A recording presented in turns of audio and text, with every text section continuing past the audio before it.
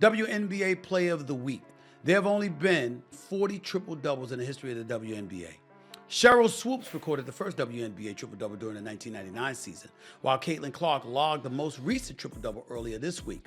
She now has 102 on the season and is 19 away from Diana Taurasi in second place and 26 away from UNESCO of the New York Liberty. She ain't beating Asia Wilson for the MVP, but she's beating Angel Reese for the Rookie of the Year. That's a wrap. That's over. And props to Angel Reese, who's had a good year, by the way. You know what's crazy? Caitlin Clark and Angel Reese are about to make $300K as WNBA rookies. That's peanuts compared to NBA rookies.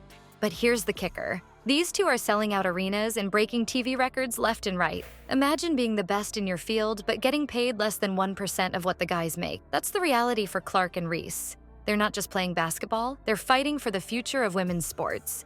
And you won't believe how their impact is shaking up the entire league. Before we move on, I'd like to ask you a small favor. If you appreciate this content, please take a second to like this video and subscribe to the channel. Over 98% of you watch the videos without subscribing. It costs you nothing, but it makes a huge difference to us. So, did you click the subscribe button? Great, thank you so much. Now, back to the video. Caitlin Clark and Angel Reese are revolutionizing the WNBA, but their bank accounts don't reflect it. These two dynamos entered the league with a tsunami of hype. And for good reason. Clark's college career was nothing short of legendary. She averaged 28.4 points, 8.2 assists, and 7.1 rebounds per game in her senior year at Iowa. Reese wasn't far behind, dominating at LSU with 18.6 points and 13.4 rebounds per game. They were breaking records left and right, and everyone expected them to set the WNBA on fire. But here's where things get wild. Despite all the buzz and their incredible talent, Clark and Reese are barely making more than your average entry-level office job. Clark's rookie salary? A measly $76,535. Reese? Even less at $73,430. Caitlin Clark and the Indiana Fever had over 1.8 million viewers. This is now on an NFL Sunday. They had over 1.8 million viewers, and the rest of the games had around 400,000 viewers. These people are coming in waves to watch one player who has sold out every single arena that she has played in this season. I have not seen the viewership reports for the games last night yet, but I'm sure that it is probably double of what the Indiana Fever game got on Sunday. Let that sink in for a second. These women are some of the best athletes in the world, and they're making less than what some people spend on a luxury car. Now, compare that to NBA rookies. It's not even in the same galaxy. Top NBA draft picks are signing contracts worth millions in their first year alone. We're talking about a difference of literal millions of dollars. It's like comparing a corner store to Amazon. So why is there such a massive gap? It all comes down to the WNBA's strict rookie pay scale. It's locked in place,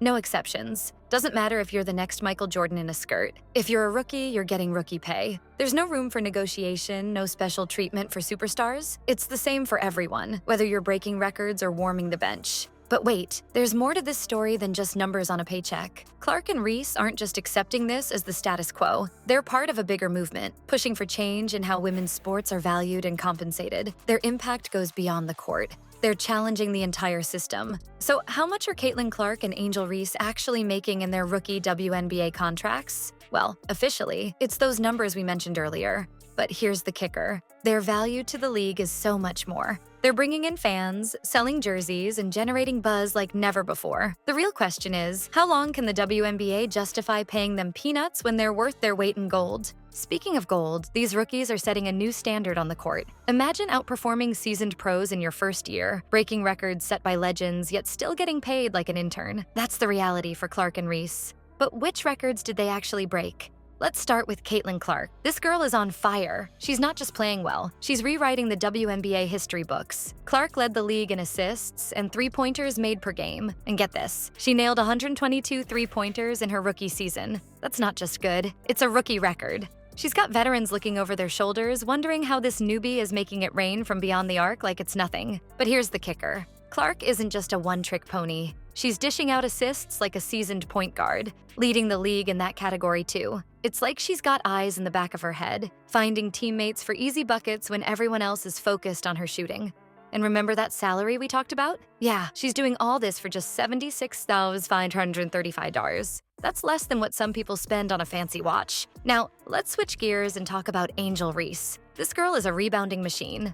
You know what's insane? Reese hit 20 double-doubles in just 27 games. She's the first rookie to win WNBA Player of the Month since the award's inception in 2010, and last night it was no exception. They were sky high for Caitlin Clark and the Fever, but to start the season, they had a little bit of a rough go of it. They lost their first 5 games. They ended up 1-8 through their first 9 games, and during that first month, the playoffs, they didn't feel realistic at all. Indy entered the Olympic break 11-15 on the year, and then they really turned it around. They've won 7 of their 8 since. They clinched a playoff berth for the first time since 2016, which, by the way, was the last year of Hall of Famer and franchise icon Tamika Catchings. That's the fastest any player in WNBA history has reached that milestone. She's not just grabbing rebounds, she's snatching them out of the air like they belong to her. Veteran players are probably wondering if she's got magnets in her hands or something.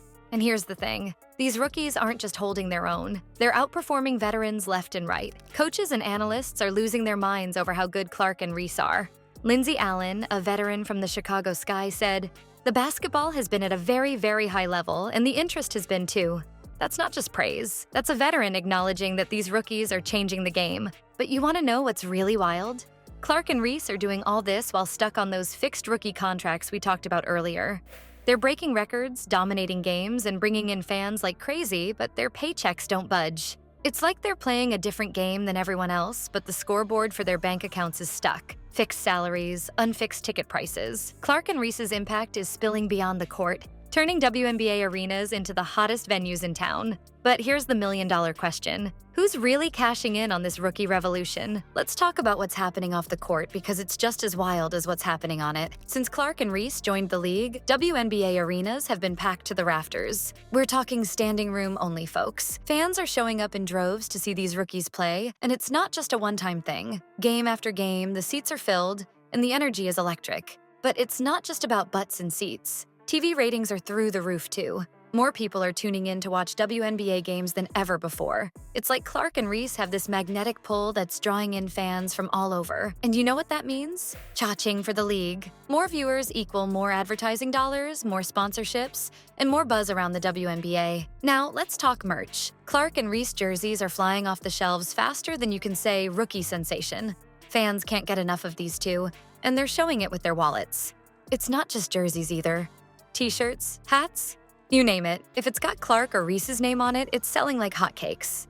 But here's where things get a bit twisted. All this increased revenue, it's not going directly into Clark and Reese's pockets. Nope, not even a little bit. Because of the WNBA's collective bargaining agreement, CBA, these rookies are stuck with their fixed salaries no matter how many jerseys they sell or how many fans they bring to the games. It's like they're the golden geese, but they can't touch the eggs. The league is raking in the dough, but Clark and Reese's bank accounts are still singing the same old tune. It's a bit like being the star of the show, but only getting paid as an extra. But hold on, because there might be a plot twist coming. All this buzz and increased revenue, it's not going unnoticed. League officials are starting to talk about how stars like Clark and Reese could lead to a better media rights deal when the current one expires in 2025. That could mean big changes for player salaries down the line. Speaking of big changes, let's talk about the elephant in the room. The jaw-dropping gap between WNBA and NBA rookie contracts. Remember LeBron's first paycheck? It's time to compare apples to oranges. Or should we say, millions to thousands? You're not going to believe this. LeBron James, the king himself, signed a rookie contract worth $12.96 million over 3 years. And that was back in 2003. Adjust that for inflation, and we're talking about $25 million in today's cash. Steph Curry? He wasn't far behind. His rookie deal was $12.7 million for 4 years. That's roughly $19.9 million in today's money. Now, let's put that next to Clark and Reese's contracts. It's like comparing a mansion to a cardboard box. Here's where it gets wild. Clark, the top pick in the WNBA draft, is making $76,535 in her first year.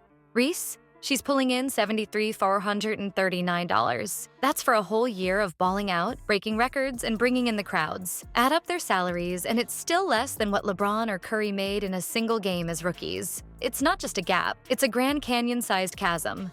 And you know what's even crazier? NBA rookies today are making even more than LeBron and Curry did. The top picks are signing deals worth tens of millions right out of the gate. Meanwhile, WNBA rookies are stuck on this fixed pay scale that barely budges. It's like they're playing Monopoly with different rule books. So why is this happening?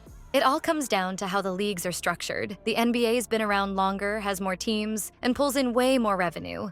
They've got massive TV deals, sold-out arenas every night, and merch flying off the shelves. The WNBA is still growing, and their financial pie is a lot smaller. But here's the thing. With stars like Clark and Reese, that pie is getting bigger every day. But don't think this is going to stay the same forever.